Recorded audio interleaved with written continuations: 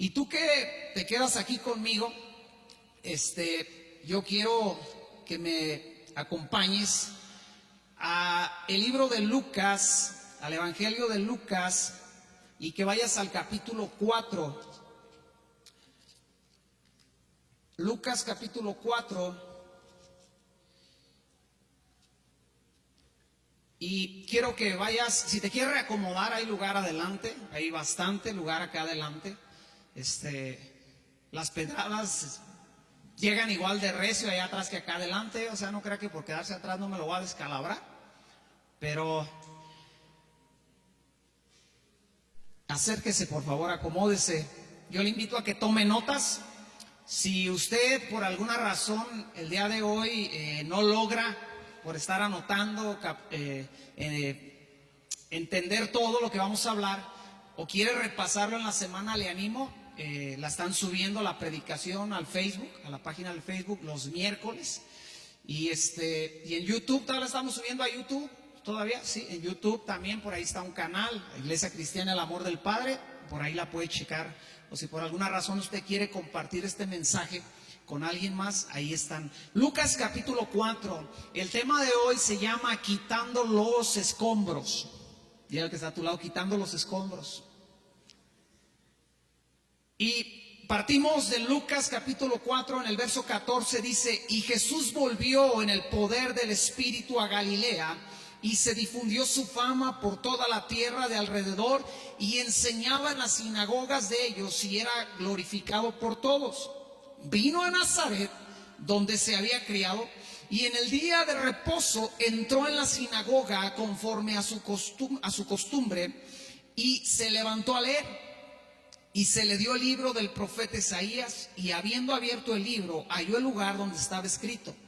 Verso 18: el Espíritu del Señor está sobre mí, por cuanto me ha ungido para dar buenas nuevas a los pobres, me ha enviado a sanar a los quebrantados de corazón, a pregonar libertad a los cautivos y vista a los ciegos, a poner en libertad a los oprimidos, a predicar el año agradable del Señor. Oramos. Padre Dios, te doy gracias por estar aquí, por poder compartir tu hermosa palabra, poder exponernos delante de este libro y que este libro sea expuesto delante de nosotros. Dame la gracia, dame la habilidad, dame el favor para hablar. Y Padre, abre nuestros oídos para poder escuchar tu palabra. Yo te doy gracias en el nombre poderoso de Jesús. Junto con todos mis hermanos decimos amén. Es uno de los eventos más grandiosos que usted puede encontrar en el ministerio, en la vida de Jesús. Cuando Él abiertamente expresa estas palabras de Isaías, hablan de mí.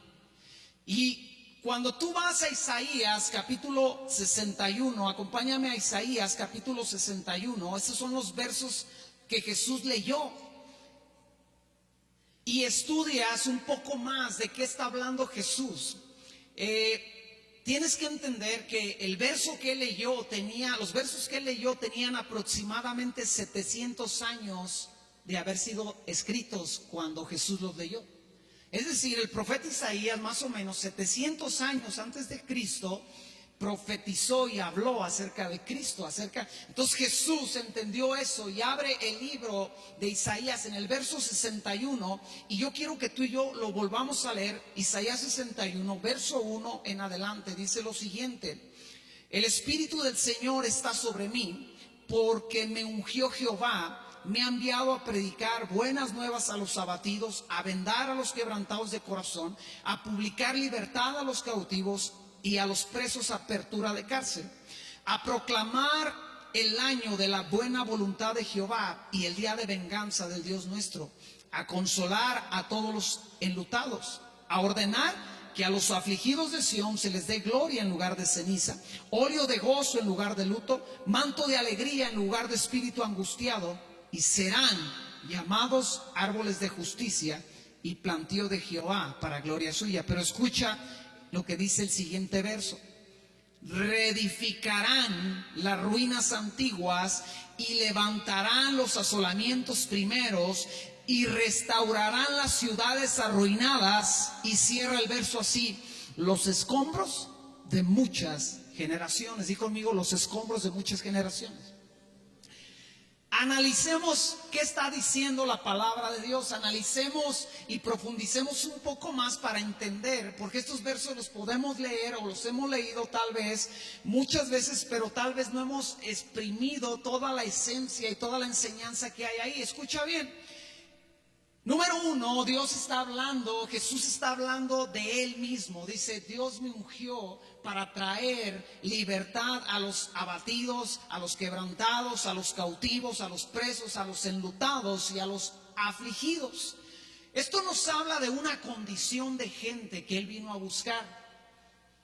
Un grupo de gente en medio del mundo que tenía estas cualidades, o estaban abatidos, o estaban quebrantados, o estaban cautivos, o presos, o vivían enlutados, o vivían en una aflicción. Nos habla de una condición, di conmigo, una condición. Pero escucha, lo que dicen estos versos es que esos enlutados vivieron o viven o van a vivir una transformación, y que se van a convertir en árboles de justicia, en plantíos de Jehová. ¿Cómo? A través de la redención de Cristo Jesús. Para eso Dios lo ungió, para eso lo escogió, para eso lo envió, para que redimiera a los afligidos, a los cautivos, a los presos. ¿Alguien se identifica con eso? Yo no sé tú de qué eras preso. Yo era preso de temores, del alcoholismo, de maldiciones generacionales que me perseguían, y que a mi corta edad, que a mis 20 años ya empezaban a mostrar mis tendencias y hacia dónde iba dirigida mi vida. Yo era presa de eso, pero Cristo Jesús vino a mi vida y transformó mi vida. Viví una transformación a través de la redención de Cristo, y Él me hizo un árbol de justicia, un plantío de Jehová. Pero escucha bien, dice los versos que acabamos de leer que también sucede, hay una consecuencia de esa transformación, y la consecuencia es lo que dice el verso 4: reedificarán las ruinas antiguas y levantarán los asolamientos primeros y restaurarán las ciudades arruinadas, los escombros de muchas generaciones. Tenemos que preguntarnos de quién está hablando el verso 4. Y cuando tú lo analizas, el verso 4 está hablando de los enlutados, de los afligidos, de los cautivos, de los presos, y está diciendo que esa gente que tal vez no valía nada y que no podía nada y que estaba en una condición deplorable, a través de la salvación de Cristo vive una transformación, y ahora ellos se convierten en edificadores de las ruinas antiguas. Es decir, un hombre, una mujer que viene de un linaje de pecado, de maldad, de fracaso, Dios viene a su vida y ahora lo convierte en un hombre, una mujer íntegro, un hombre de temor de Dios, y cambia todo el rumbo que llevaban las generaciones pasadas. Y yo te animo a que preguntes, a que indagues. Si tienes a tus papás, pregúntales de dónde viene su familia. Me encanta platicar mucho con mi papá acerca de mis abuelos. Bueno, ¿y mis abuelos de dónde venían? No, y el bisabuelo, ¿quién era? No, el de allá. Y me gusta mucho saber de dónde vengo. Con mi mamá lo mismo. Yo muchas cosas de las que sé vinieron por parte de mi mamá, de preguntarle, oiga, ¿y qué onda aquí? ¿Y qué onda con esto? Y me platicaba, y todas las rondas, y yo decía, no, tengo una noción muy clara de dónde me sacó Dios. Pero escucha bien, ¿quiénes son los que reedificarán las ruinas? ¿Quiénes restaurarán desde los escombros? Obviamente, lo repito, ya lo dije, está hablando de los que eran los afligidos, de los que eran los cautivos, los presos, los enlutados, los que no podían hacer nada sino ser un montón de ruinas en su propia vida. La palabra escombros ahí en el original es la palabra shamem, y su raíz primaria es aturdir y adormecer. Cuando está hablando de los escombros, se traduce, es decir, como una devastación o dejar estupefacto. Esta palabra se traduce como angustiar, como arruinar, como asolar, como desamparar, como desconsolado, como desolación, como destruir, como una ruina. Y lo que está diciendo esta parte de la Biblia es que tú y yo no solamente fuimos llamados a dejar una vida que estaba arruinada, que estaba en oprobio, que estaba en fracaso, sino que ahora tú y yo podemos, después de vivir una transformación, ser de aquellos que remueven escombros. Ahora, ¿de qué me hablan los escombros? Escucha, número uno, los escombros me hablan de una condición en la cual se encuentra algo o alguien. Entonces, de esos escombros vino la transformación por la predicación. Es decir, alguien, tu vida estaba en ruinas, tu vida era un fracaso, tu vida era un caos, tu vida era una devastación, y alguien te predicó a Cristo, y esa predicación te hizo abrir los ojos, te hizo entregar tu vida a Cristo y viviste una transformación. Pero escucha bien, muchos creyentes nos quedamos solo ahí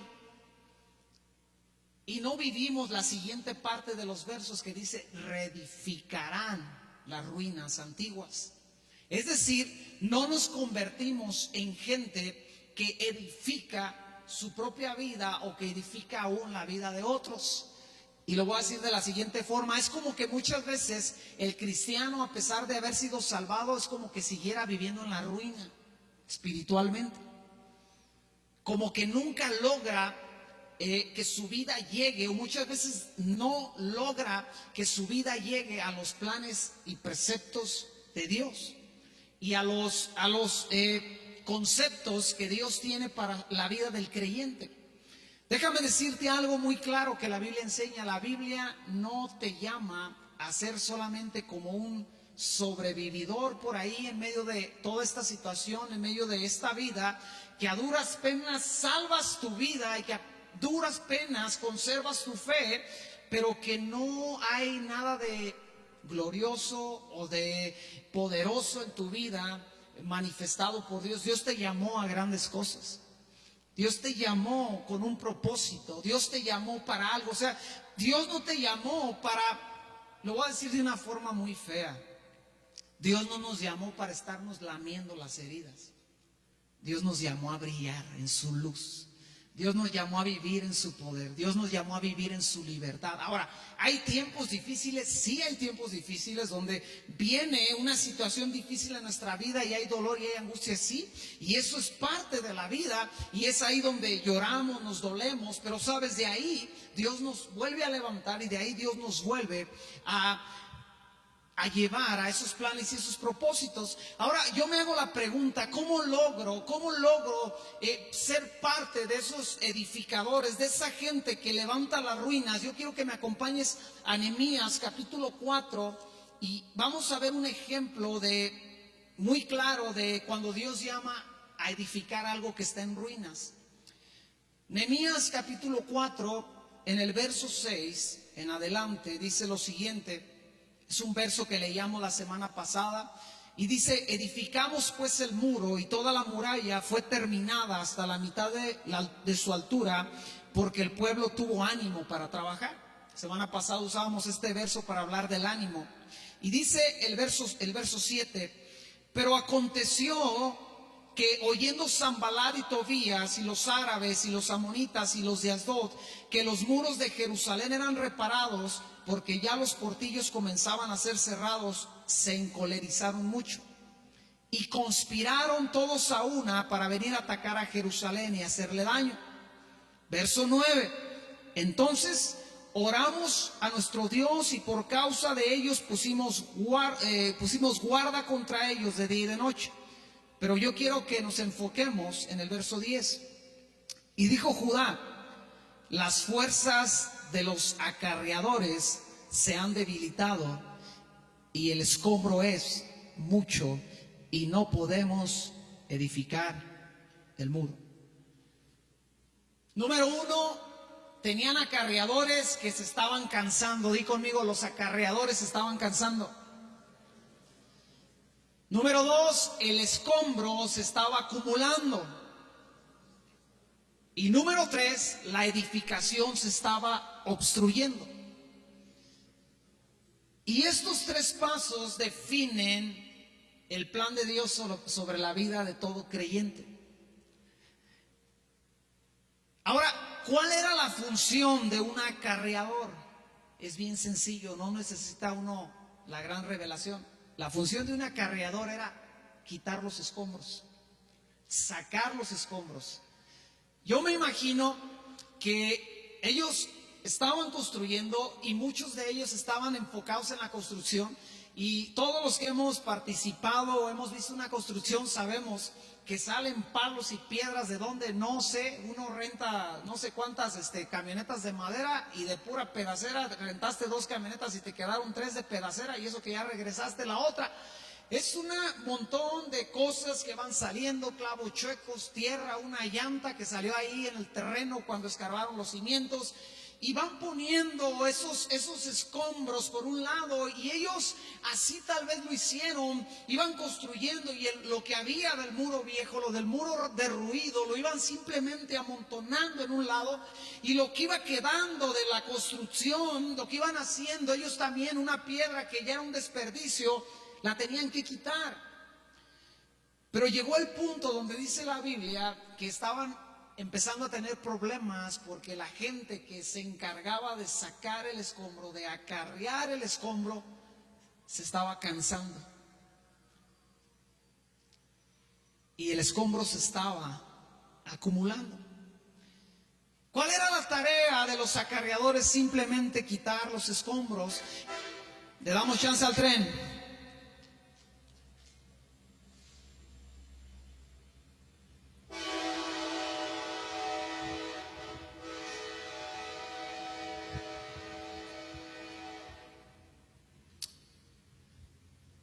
Lo repito, el acarreador era alguien que tenía que sacar, que limpiar el espacio donde se iba a edificar el nuevo muro. Tenía que deshacerse de lo que ya no servía. Su función era quitar los escombros. Pero usted recuerda qué representan los escombros. Ya lo vimos al principio. Los escombros representan la condición de alguien, la condición de algo. Es decir, ellos tenían que empezar a hacer que cambiara el panorama, por lo menos un poco, aunque todavía no se reedificara el muro. Pero al quitar los escombros, ellos hacían el trabajo muy importante para que ahí se edificara el nuevo muro. Ahora, escucha lo que quiere decir la palabra acarreador en el original. La palabra acarreador es la palabra sabal, y quiere decir en su raíz primaria llevar, literalmente o figuradamente ser cargoso, específicamente estar gravida. ¿Alguien sabe lo que quiere decir la palabra gravida? No, eso es lo bueno de estudiar la Biblia, que luego hasta te quita lo ignorante en otras áreas. De verdad, yo leí esta palabra y dije, creo que tengo que estudiar más. Escucha, lo que quiere decir esta palabra es estar gravida. Gravida es estar muy lleno o cargado. Gravida es una mujer que está embarazada. O sea, usted le puede decir a Perla, Perla, ¿estás gravida? Y la gente se va a quedar, ay, ¿qué tiene? A lo mejor, porque no va a entender, suena muy grotesca esa palabra. Entonces, tienes que entender, está hablando que los acarreadores es gente que están cargados, que tienen la capacidad de llevar algo, que tienen la fuerza de hacer algo. Esta palabra se traduce como fuerte, como soportar, como sufrir, como trabajo. Los acarreadores en esta historia son un grupo de personas, son una parte del pueblo, son una parte de nosotros mismos que es indispensable para continuar con la reconstrucción. Sin sacar los escombros, que aparentemente era algo muy sencillo. Para sacar escombros tú no necesitas una ingeniería, ¿verdad? Yo no conozco a nadie que haya estudiado una ingeniería en sacar escombros. ¿Qué crees? No, soy técnico saca escombros. Saca escombros lo hace un mocoso. Yo recuerdo en las diferentes situaciones de mi vida de niño que íbamos a hacer algo en la casa, iban a hacer un cuarto o algo, o que iban a construir algo de la casa, mi papá, mi mamá nos ponían la tarea de sacar escombro o de meter arena o tabiques, y tú no necesitas gran conocimiento para llenar una carretilla o un par de botes de escombro y echarlo fuera porque está estorbando. Tú no necesitas gran ciencia, gran conocimiento, revelación, pero escucha bien, eso no quiere decir que es una tarea de suma importancia. Los escombros representan el fracaso, el pasado, dijo conmigo el pasado. Representan la condición, el estado, representan la desgracia en la cual se encontraba aquella ciudad. Y tú puedes decir, ¿y qué tiene que ver todo este rollo conmigo, Alejandro? ¿Qué tiene que ver todo esto que estamos aprendiendo? Escucha, porque ahí radica muchas veces el problema del creyente.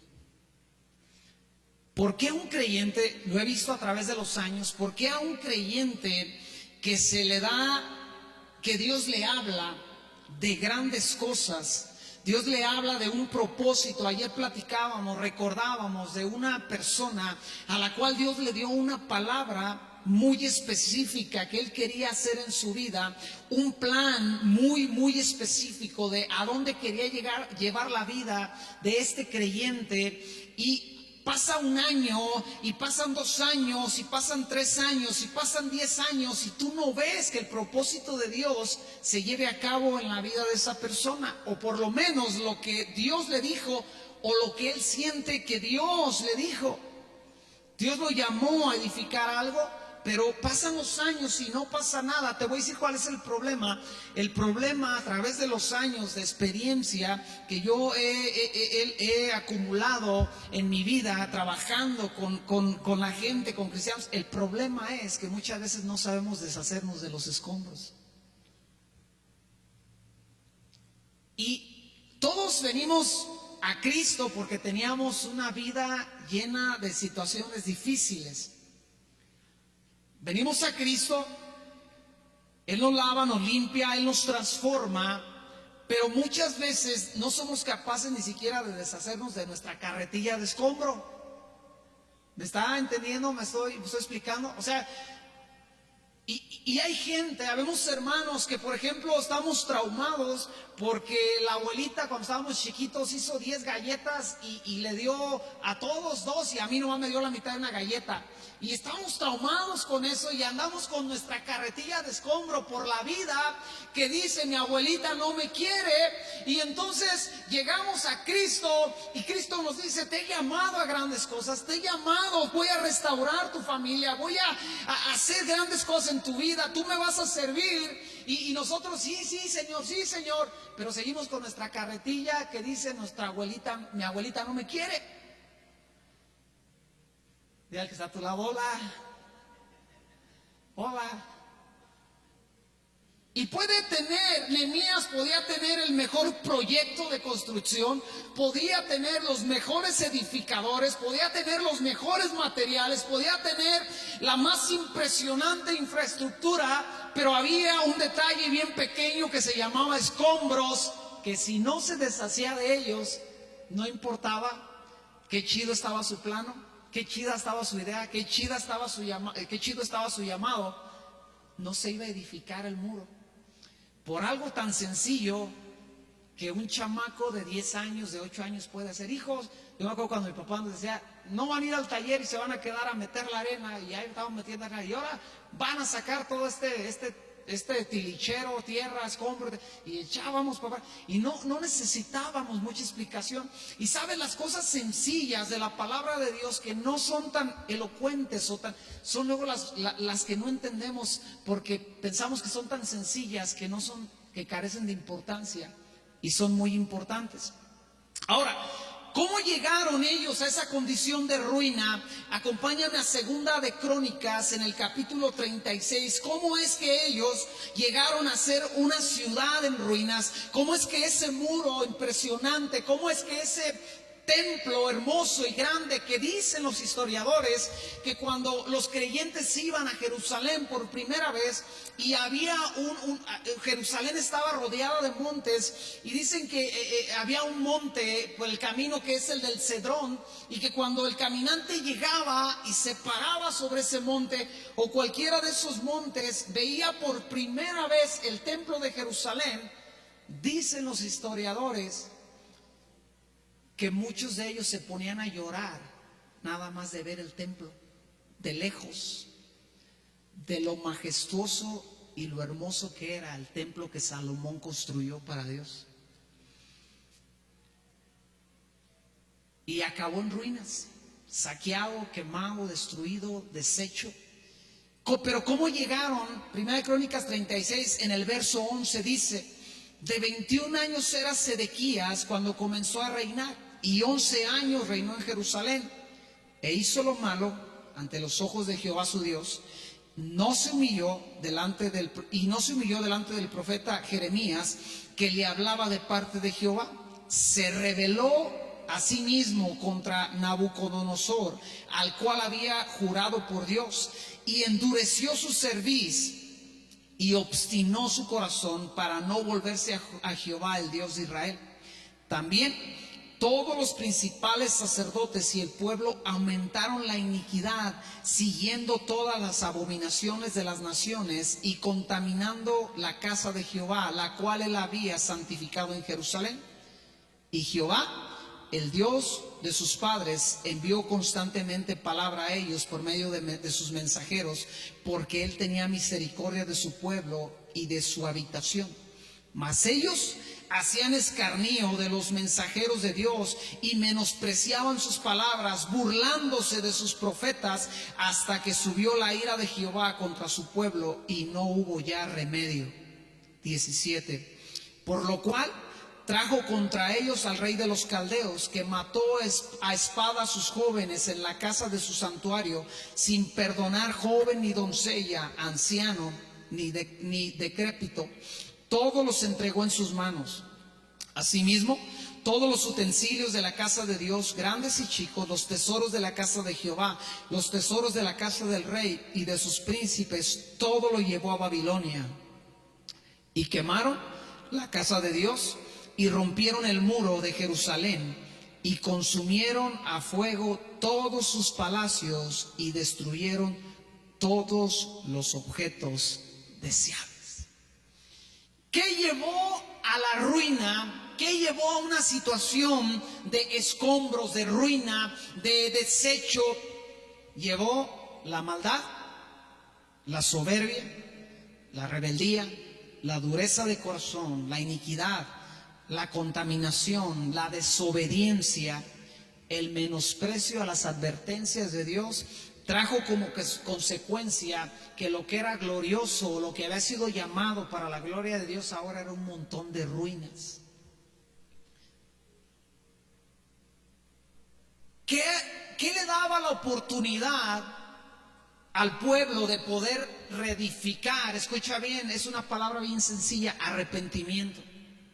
Todos nosotros nos pasó eso, que estábamos en esas ruinas, en ese montón de asolamiento, en esa devastación, en esa vida de caos, y lo que nos llevó a la presencia de Dios fue el arrepentimiento y nuestra fe puesta en la obra de Cristo Jesús.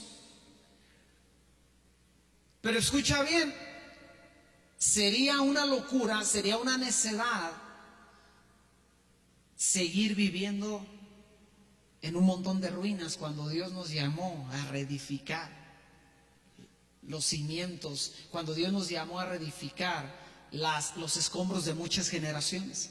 Sería una locura para mí, una ridiculez, que de lo que a mí me sacó Dios, yo me insistiera en seguir viviendo ahí. Que el mismo temor que marcó mi vida por el contexto de la historia que yo viví me siguiera dominando el día de hoy. Si usted no sabe lo que es el temor, pregúnteme a mí. El ser el número 11 de 2 hermanos, ahí se ocupaba de verdad conocer el temor. Sería una ridiculez, escucha bien, que yo anduviera con mi carretilla, que dijera, nadie me quiere, porque usted no sabe cuántas veces yo, ahí en esa calle donde crecí con mis hermanos, se peleaban por los equipos, por escogerlos para su equipo de fútbol, y me tocaba el turno y decían, no, ese déjatelo tú. Y eso te trauma, eso te marca. No, yo no lo quiero a él. Y mis hermanos ahí, y no me escogían. Obviamente porque también yo era bien chillón, me caía y lloraba. No, hombre, ese es bien chillón. Tenían razón, pero eso marca tu vida. Pero sabes, Dios te llama de esa ruina, de ese corazón roto, de ese corazón marcado, de ese ser, el que nadie quería y el que nadie escogía. Ese de ser el chillón, ese de ser el que no valía. Dios te llama y te saca de esa ruina y te transforma. Pero sería una ridiculez que el día de hoy yo estuviera sufriendo de que nadie me quiere y nadie me escoge.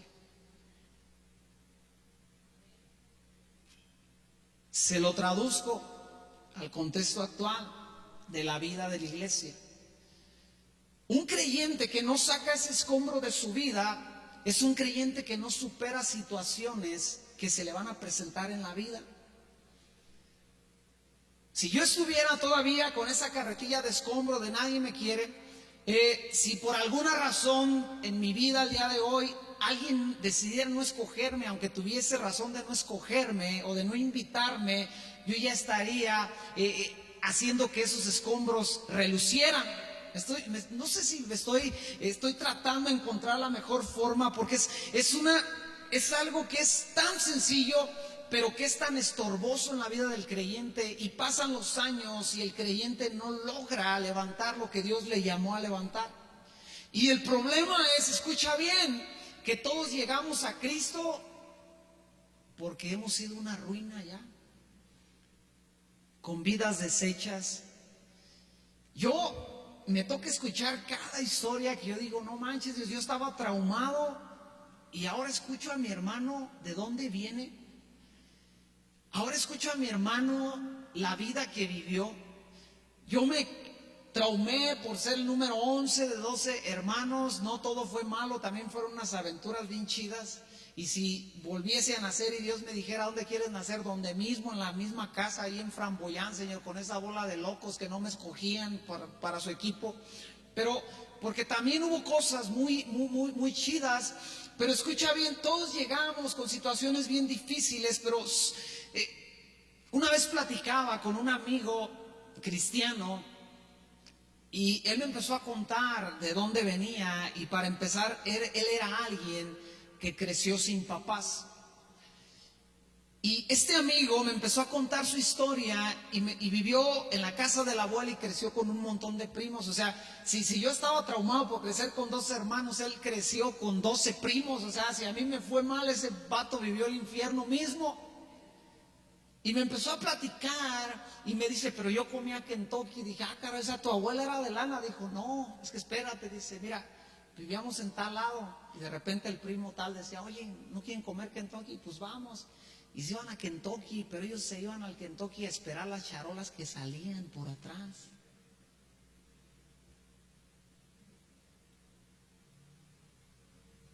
Y yo dije, no manches. O sea, literalmente él estuvo recogiendo comida.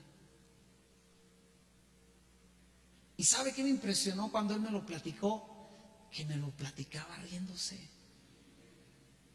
con una sanidad en su corazón, diciendo, yo viví esto, Alex, pero sabes,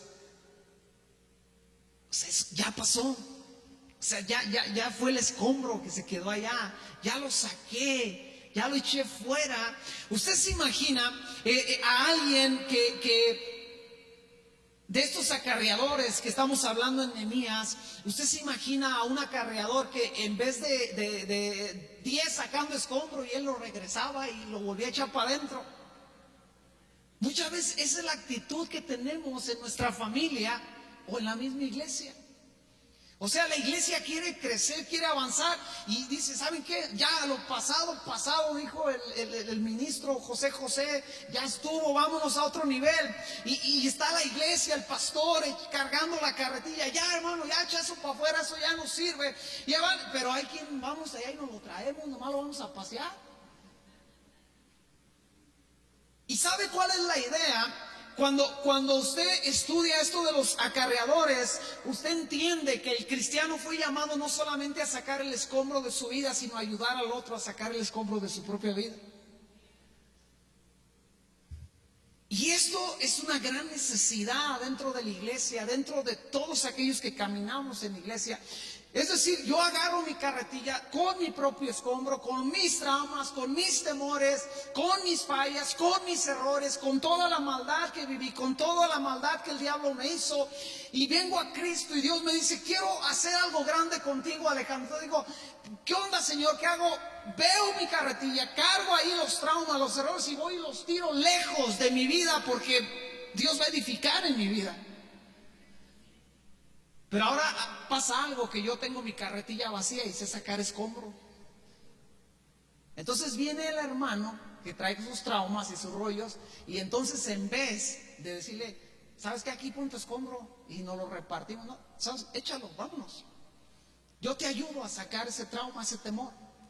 Yo te ayudo a través de lo que Dios hizo en mi vida. Yo sé que tú puedes salir de ahí. Yo sé que tú puedes superar este problema que tienes. Tú puedes cambiar. ¿Cómo sabes? Dios me cambió a mí.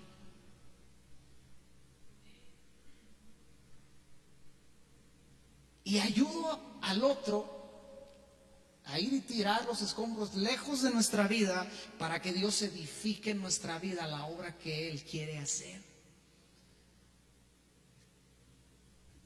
Pero ¿sabe qué encuentro a través de los años?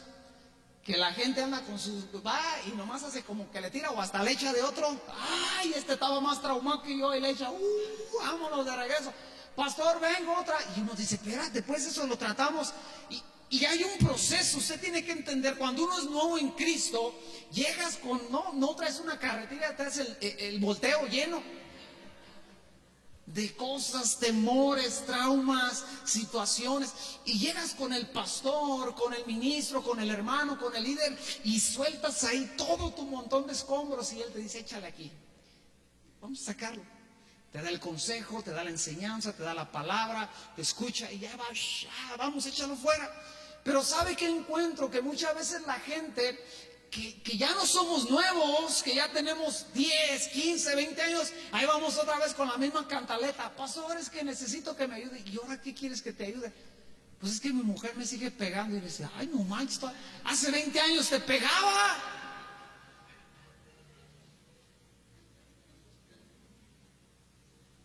Los mismos traumas, los mismos temores, año tras año, año tras año, año tras año. Y toda la gloria de Dios que se tiene que ver en la vida de esta persona no se llega a ver por algo tan sencillo que la Biblia llama escombros. O sea, ¿cómo te lo digo de una forma más coloquial? Es cuando el hermano te dice, ¿sabes qué, brother? Ya cámbiale a la página, o sea, ya estuvo. O sea, cada vez que hablamos es la misma. O sea, es que mi mujer me dio cachetadas. No, pues ya siquiera que te dé una desgreñada para que sea diferente ya. ¿No? El adolescente que se hizo adulto y nunca superó los traumas de su adolescencia.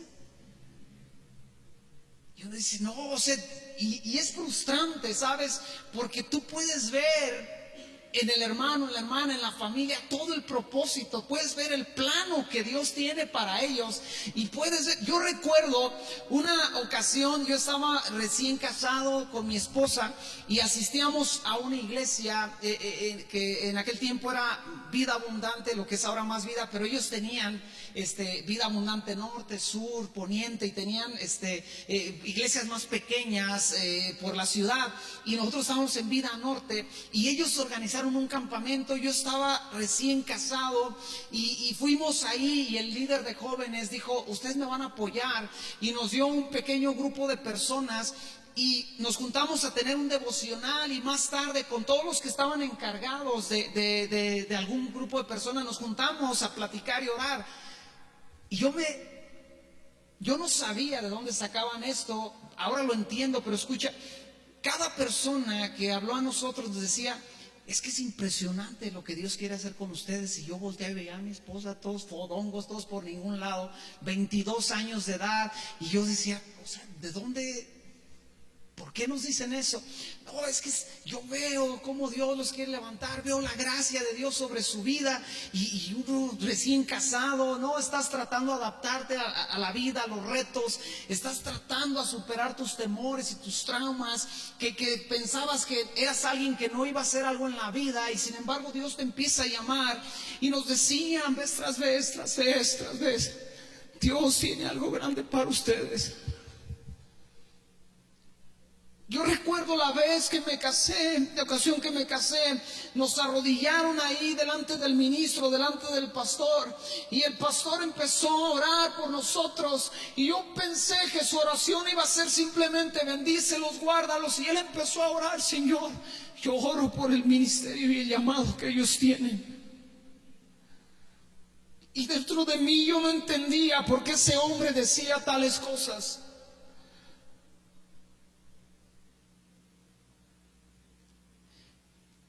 Y sería una ridiculez que todo lo que Dios me ha llamado a hacer no se lograra porque no he superado mis traumas y mis temores y mis complejos. Y sería una ridiculez que la misma situación con la que fui a hablar con aquel pastor hace 25 años ya, y decirle: sabes, yo lucho conmigo mismo porque fui el más de los más chicos de mi casa, y yo lucho. Usted no sabe a mí cuánto trabajo me costó entender que yo podía ayudar a la gente, porque yo siempre era el que era ayudado, yo siempre fui el que era defendido. Y para mí fue un trauma tremendo poder llegar a una condición de decir: ahora estoy aquí para defender a los demás, ahora estoy aquí para cuidar a otros, ahora estoy aquí para aconsejar a otros, ahora estoy aquí porque el Espíritu Santo me ha dado sabiduría.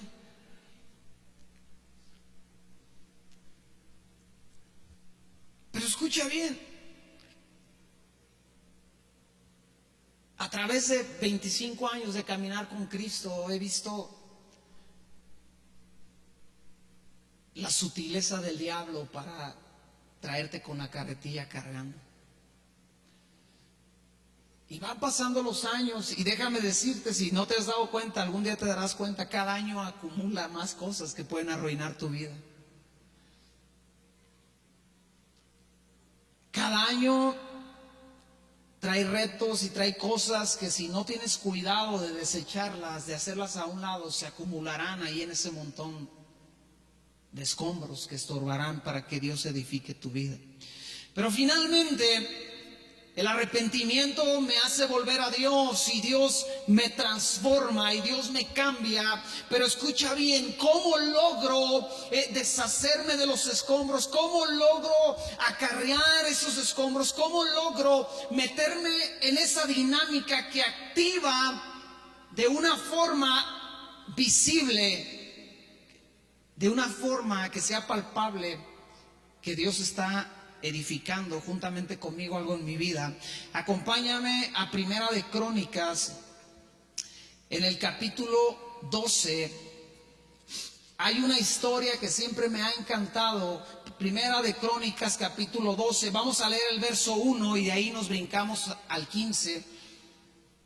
12:1 dice lo siguiente: estos son los que vinieron a David en Siclag, estando él aún encerrado por causa de Saúl, hijo de Cis, y eran de los valientes que le ayudarían, di conmigo, que le ayudarían en la guerra.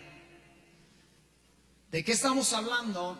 El rey David todavía no era rey, pero ya había sido ungido como rey. Pero el rey David era un fugitivo, porque el rey actual, el rey Saúl, estaba buscando para matarlo porque simplemente había enloquecido y tenía celos de David. Y David, que no era rey, está refugiado en una cueva juntamente con otros 600 hombres amargados, enlutados, y veíamos también algo de eso la semana pasada, una bola de gente sin esperanza, y él está ahí, pero empieza a llegar gente que entendió que David tenía un llamado y tenía un propósito, y David tenía un plan de parte de Dios, y ellos entendían y empiezan a comprender que lo que tenían que hacer era rodear, cuidar, levantar la vida de ese hombre. Y los siguientes versos nos dan una lista de hombres que se acercan, pero el verso 15 dice lo siguiente: estos pasaron el Jordán en el mes primero, cuando se había desbordado por todas sus riberas, e hicieron huir a todos los del valle, del oriente y del poniente.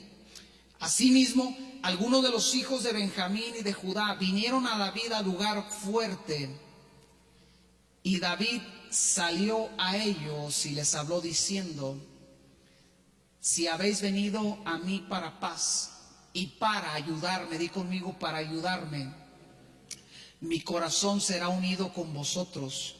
Mas si es para entregarme a mis enemigos sin haber iniquidad en mis manos, véalo el Dios de nuestros padres y lo demande. Verso 18. Este verso a mí siempre me ha cautivado.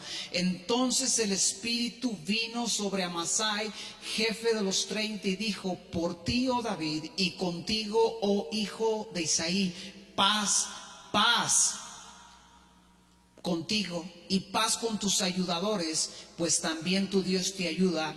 Y David los recibió y los puso entre los capitanes de la tropa. ¿Qué está sucediendo ahí? Escucha. El nombre de Amasai se traduce como cargoso. El nombre de Amasai literalmente quiere decir cargoso, quiere decir alguien que carga, alguien que aguanta, alguien que resiste, alguien que soporta. ¿Qué estaba pasando en ese entorno que estaba viviendo David? David está encerrado en una cueva con 600 hombres que, según el salmo que él escribió en esa cueva, dice que vomitaban llamas de fuego, que sus dientes eran como lanzas, como púas. Y él está rodeado de esa gente, pero es un hombre que tiene un propósito y un llamado sin igual. Un hombre que ha sido llamado a grandes cosas, a ser el rey más grande de su generación, el más poderoso, el más sabio, el más influyente en toda la lista de los reyes de Judá y de Israel. Y él está ahí encerrado, y él necesitaba a alguien que le ayudara, por decirlo así, a sacar los escombros de su vida. Y así de importante es la vida de alguien que sabe sacar los escombros de su propia vida, pero que también saca los escombros, o le ayuda a sacar a otros los escombros de su vida.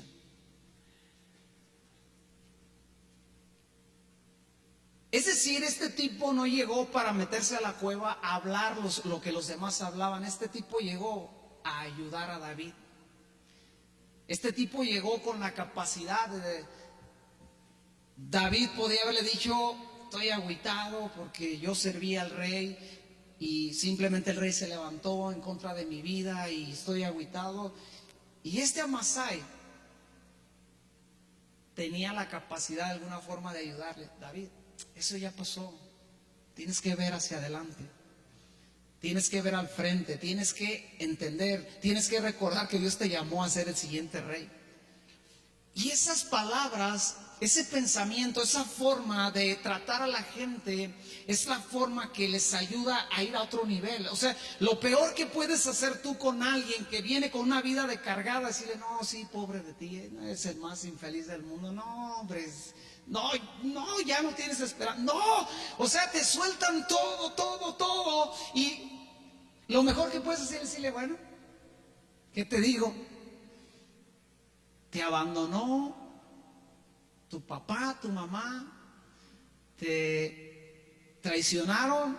No podemos ir allá y volver y cambiar las cosas, pero el día de hoy puede empezar a cambiar todo. El día de hoy te animo a que sueltes todo lo que está estorbando en tu vida y dejes que la obra de Dios se edifique sobre tu corazón, sobre tu vida, sobre tu ser.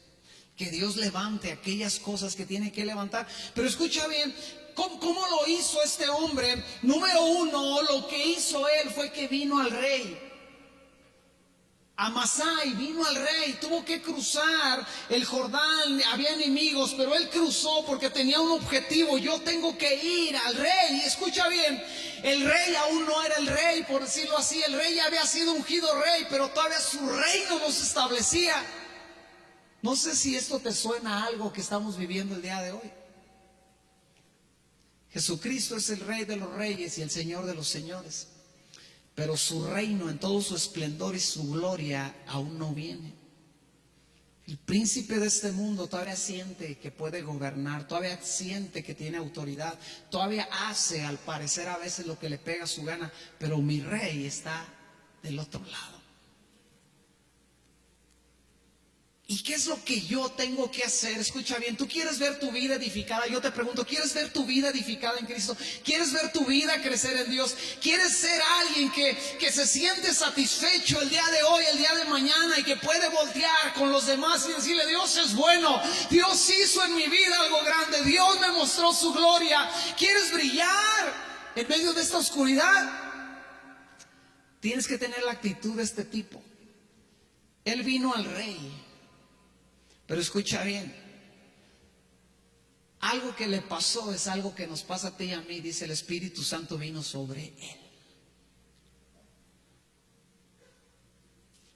Me llama la atención que no vino sobre ninguno de los otros. Eran un montón de gente y bien picudos, pero sobre Amasai, alguien que venía dispuesto a cargar, dispuesto a ayudar, dispuesto a apoyar, le cayó el Espíritu Santo. Y le cayó la revelación: estoy aquí para ayudar.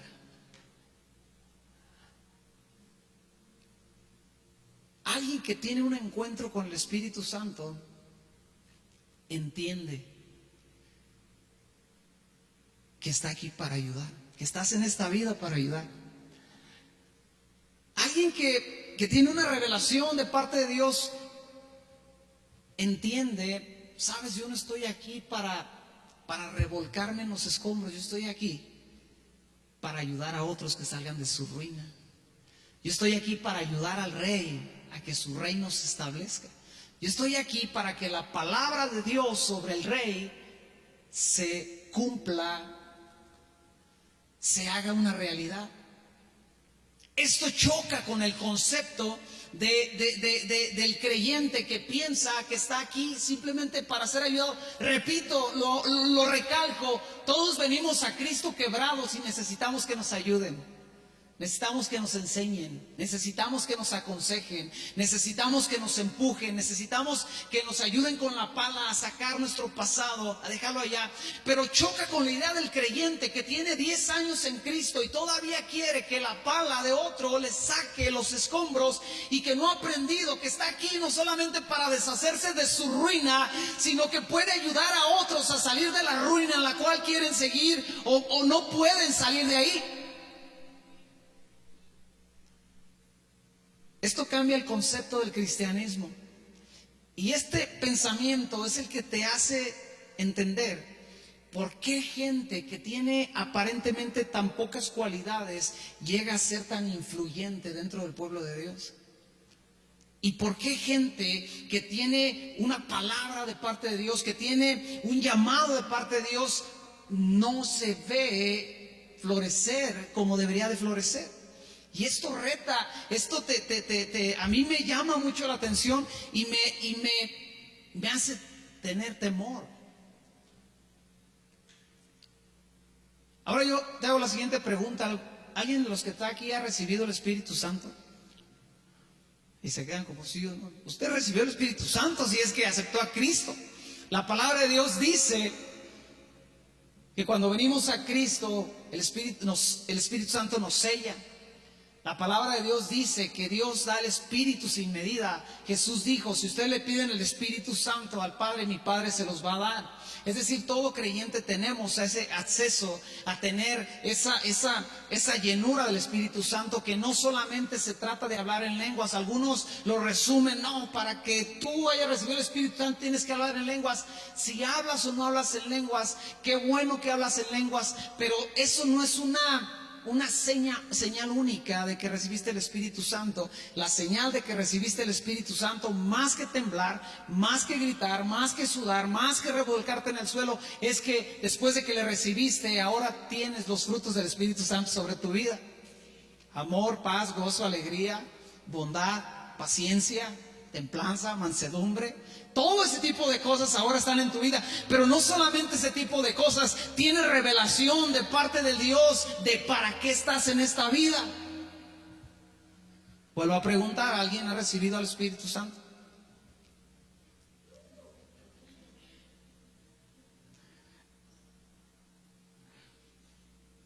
Pero si yo quiero que lo que Dios me ha llamado a hacer, a edificar, se logre, número 3, tengo que ser un colaborador. Dile: Señor, estoy aquí para ayudar. Estoy aquí para sacar lo que te estorba. En tu gracia, en tu amor, en tu misericordia, Dios. Pero estoy aquí con una actitud de ayuda. Amasai no vino diciendo: oye, ahora que seas rey, David, me pones ahí un buen hueso para yo pues estar aquí chido con él. Él dijo: vengo a ayudar. Y si me das algo, David, cuando seas rey, a mí no me importa. O sea, lo que yo quiero es verte sentado en el trono. Lo que yo quiero es que cada palabra que Dios te dio se lleve a cabo. Lo que yo quiero es la corona en tu cabeza. Lo que yo quiero es que salgas de esta cueva, que salgas de la oscuridad y que toda la gloria de Dios se vea reflejada cada día que tú gobiernes Israel. Dáselo fuerte.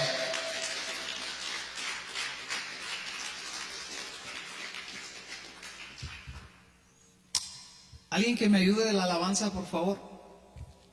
Nos ponemos de pie. Algunos están sonriendo así como, y otros están diciendo: chin, con razón. Con razón, no veo que el muro se levante. La semana pasada yo te hablaba del ánimo. Y el día de hoy igual te quiero animar.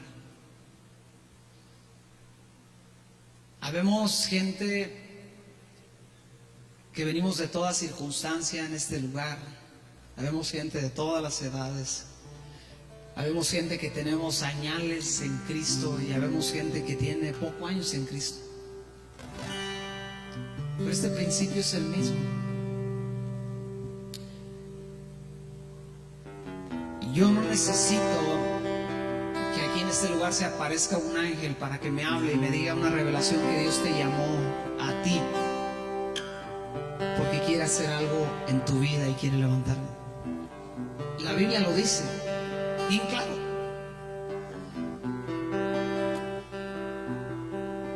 La Biblia dice que Él no deja nada a medias, que Él completa la obra y que la va a perfeccionar hasta el día final. Pero sabes, Él necesita esa actitud de gente que está dispuesta a dejar atrás el pasado, las heridas, los temores, los traumas. Él necesita actitud en nosotros,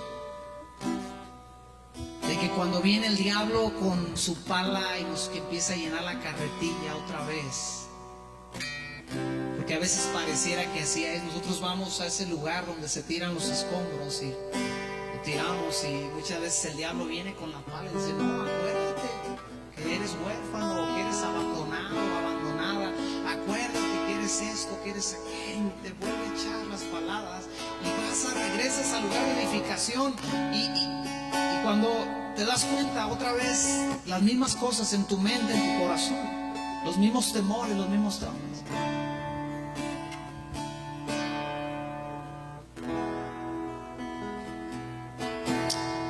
Iglesia, Dios nos llamó a grandes cosas. Dios nos llamó a avanzar, a crecer. En medio de este tiempo oscuro, Dios nos llamó. En medio de la adversidad, Dios me llamó. En medio de las esperanzas, no importa, Dios me llamó. Y yo quiero orar el día de hoy que juntos le pidamos a Dios: Señor, ayúdame a deshacerme de las cosas que me estorban. Yo no sé para ti el día de hoy qué es el escombro en tu vida. No sé cuáles son las heridas, los temores, los traumas, los complejos que se han acumulado y que han sido el resultado de una vida sin Dios, o que fueron el resultado de una vida sin Dios.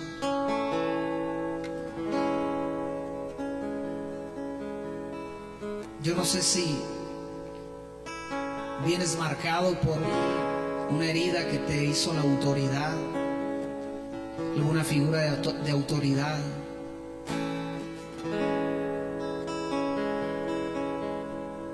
Tal vez fuiste abusado en alguna forma, verbalmente, sexualmente, físicamente. Tal vez viviste el abandono, el menosprecio, la indiferencia, y te persigue. O tú mismo, tú misma, hiciste cosas que destruyeron tu vida o destruyeron a aquellos que te rodean. Pero sabes, Dios te quiere dar libertad el día de hoy. Dios quiere que te deshagas de todo eso el día de hoy, porque Él necesita un espacio libre para levantar, para edificar.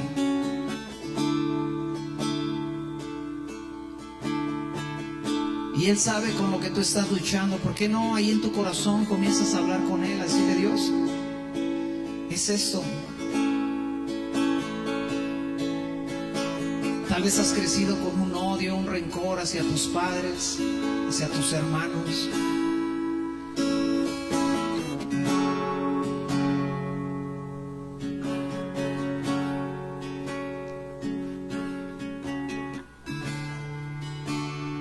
Habla con Él, dile: Señor, es esto.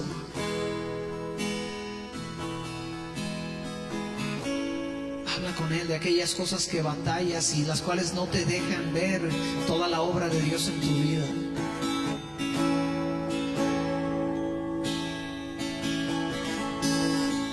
Dile: Señor, quiero deshacerme de todo temor, toda duda. Dile: Dios, quiero aferrarme a tu palabra y ser lo que tú dices que soy.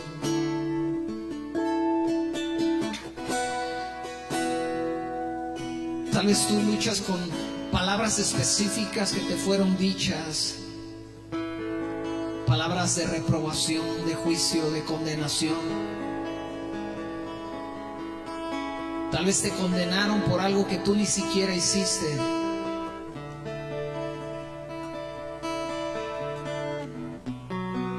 Y toda esa palabrería, todo ese argumento no te ha dejado brillar en medio de este tiempo.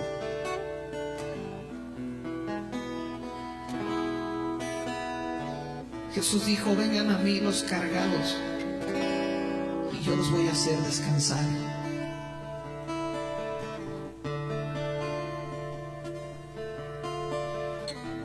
Dile: Dios, ayúdame. Ayúdame con tu espíritu a deshacerme de esas cosas que me estorban. Dile: ayúdame a deshacerme de los complejos.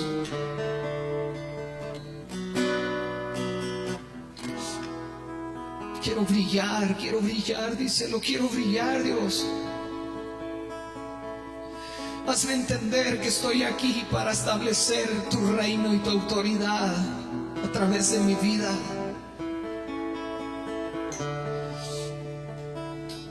Dile: dame el atrevimiento que se necesita para cruzar la tempestad, para cruzar aquellas cosas que están entre tú y aquello que tienes para mí.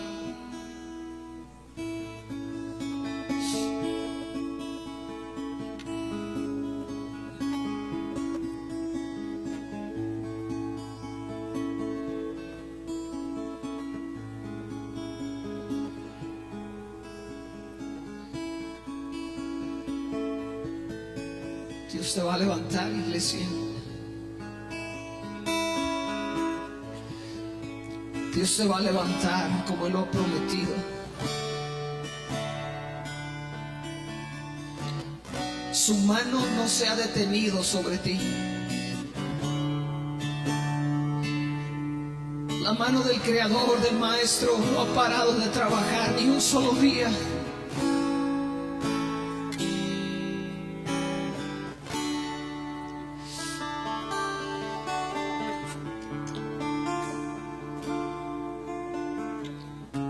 La mano de aquel que te llamó está firme sobre ti, iglesia.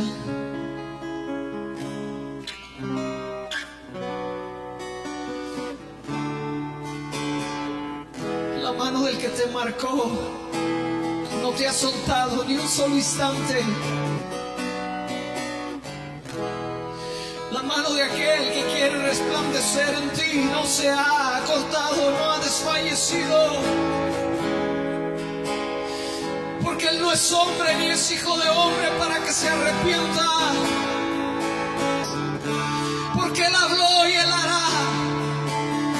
Porque Él tiene el poder y tiene el recurso y tiene todo lo que se necesita para hacer de aquello que está en ruinas algo grande y algo poderoso y algo sublime.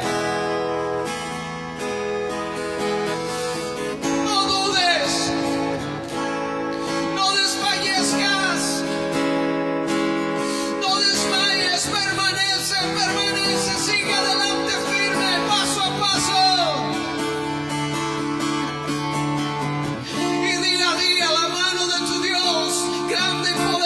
Manifestará su gloria sobre ti.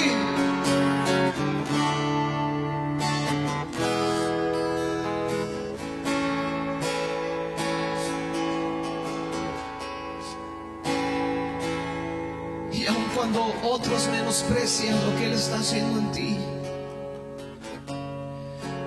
en tu vida, en tu corazón, en tu tiempo,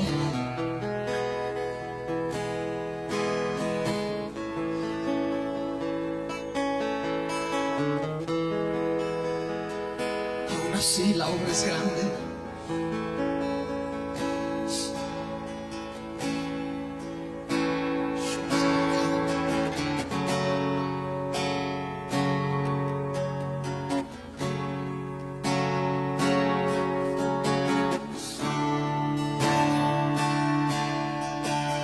No te apresures, no te apresures, habla con Él.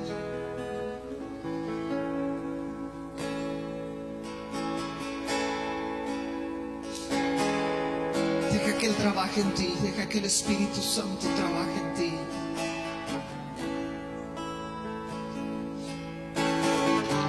Que te vayas de aquí diferente, cambiado. Que te vayas de aquí libre. Que te vayas de aquí con entendimiento.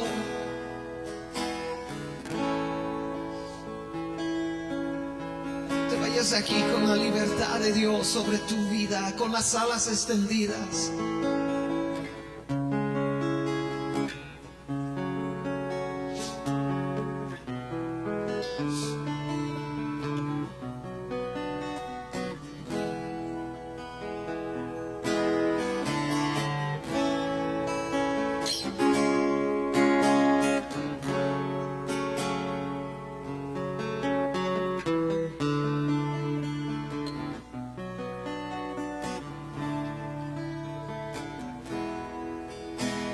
Que Dios te ayude a ser alguien que saca de tu vida, de tu familia, todo aquello que estorba.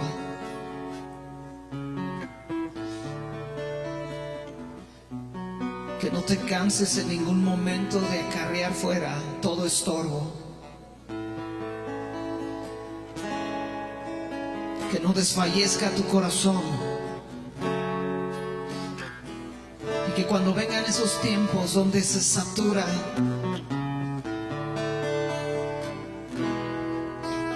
la gracia de Dios esté sobre ti, para que te levantes con fe una vez más, para que en aquellos días donde parece que viene una cosa tras otra, te puedas levantar y superar y crecer y avanzar.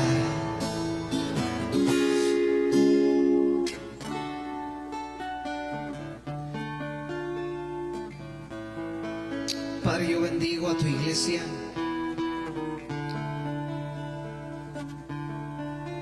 Para que haga todo lo que tú la has llamado a hacer. Yo bendigo a cada uno de mis hermanos para que el propósito que tú tienes sobre de ellos se cumpla de principio a fin. Para que cada día lo que tú estás edificando en su vida crezca y avance y se levante.